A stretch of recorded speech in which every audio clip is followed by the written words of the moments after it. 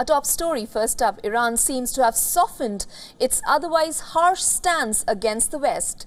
In the latest development, the Islamic nation's supreme leader addressed possibilities around a plausible nuclear deal with the West.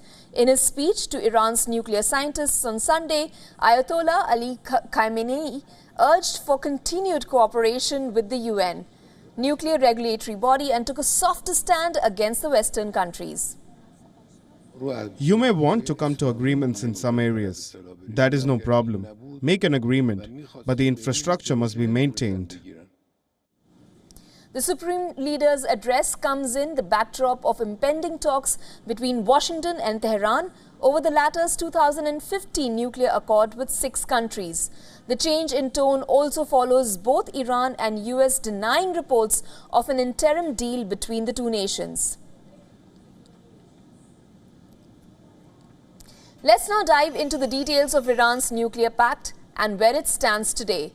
According to the agreement, formerly known as the Joint Comprehensive Plan of Action, Iran agreed to dismantle much of its nuclear program and open its facilities to more extensive international inspections in exchange for billions of dollars worth of sanctions relief.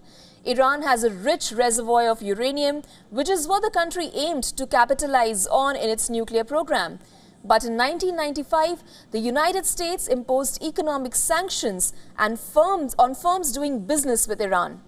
This step came in response to the latter lending support to various terror organizations. In 2015, an attempt was made to curb Iran's nuclear activity. A joint comprehensive plan of action was signed between Iran, China, Russia, the United States, France, Germany, the United Kingdom, and the European Union. However, the US withdrew from the deal in 2018 when Donald Trump came to power.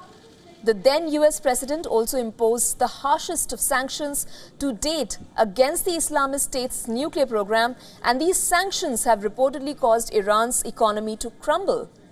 Meanwhile, in the backdrop of US and Iran's halted discussions on the nuclear pact, the White House on Friday had released newly declassified information pertaining to Iran. The revelations state that Russia has reportedly received hundreds of one-way attack drones from Iran. The details also disclosed a two-way support between the two countries, with Iran looking to receive military support from Russia in the form of helicopters and radars.